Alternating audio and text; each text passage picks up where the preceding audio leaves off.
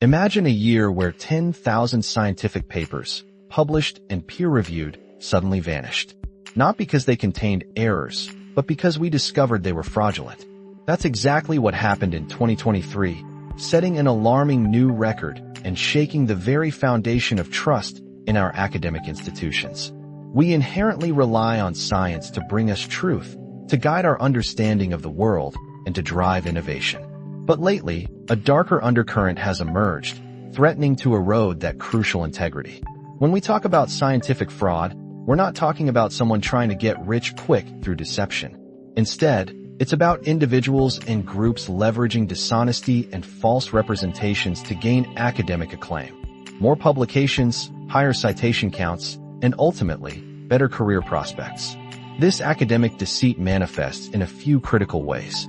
We see straightforward cases like plagiarism, where researchers steal others' work, or blatant data fabrication and image manipulation. But a more insidious trend is bibliometric manipulation. Think of citations as the currency of academia. The more often other researchers cite your work, the more influential it appears.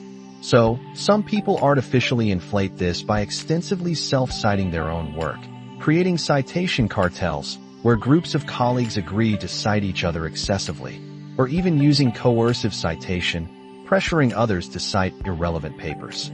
It's like having your friends clap for you at an awards show you secretly rigged yourself. Beyond manipulating the numbers, we also find troubling practices like fake peer review. Here, authors essentially suggest their own reviewers, but provide fake contact details. If journal editors don't meticulously check, it lets the submitting authors write their own reviews, practically guaranteeing acceptance. Then there's gift authorship, where academics add friends or colleagues to their papers, even if they contributed nothing, simply to boost their publication numbers. We've even uncovered entirely ghost-written papers where the named authors had little or nothing to do with the research at all. 10,000 retractions in a single year, the first time we've ever seen numbers that high, serves as a stark warning. Many experts believe this is just the tip of the iceberg, with some suggesting that perhaps as many as 1 in 7 scientific papers might be questionable. So how did we get here? In a significant way, academia has inadvertently brought these problems upon itself. We have become overly reliant on metrics to judge researchers, journals, and entire institutions. We use things like H-indices, which measure how many papers an academic has published and how often they've been cited, or journal impact factors, which indicate how frequently a journal's articles are cited. These benchmarks often act as shortcuts for quality in hiring and promotion committees, tying an academic's entire career progression directly to these numbers.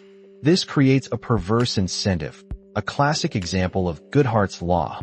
When a measure becomes a target, it ceases to be a good measure. Academics feel immense pressure to publish as much and as quickly as possible, often sacrificing quality and rigor at the altar of quantity and speed. Compounding this, the shift towards open access publishing, where authors pay article processing charges for their work to be freely available, has created another loophole. For some unscrupulous journals, if the money is in the bank, the quality of the articles becomes a secondary concern. The incentive for them is simply to publish as many papers as possible, as quickly as possible. And inevitably, the quality and reputation of science suffer. So, what can we do to reverse this dangerous trend? A recent report from the International Mathematical Union and the International Council of Industrial and Applied Mathematics offers some clear suggestions. First, policymakers, from politicians to funding bodies, need to move away from these easily gameable metrics. Funding decisions, especially, should be decoupled from superficial numbers. At the institutional level, research organizations must discourage the use of bibliometrics for promotions and hiring, ensuring that diligent, ethical scientists rise, not just those who game the system. Institutions can also starve predatory journals of their funding by carefully choosing which article processing charges they pay. A big part of the solution also involves simply raising awareness. We need to better educate researchers and administrators about these fraudulent practices. But ultimately, a significant chunk of responsibility rests with researchers themselves. We must carefully choose which editorial boards to join, which journals to submit to, and for which to undertake peer review. Crucially, We must also speak out when we encounter predatory practices.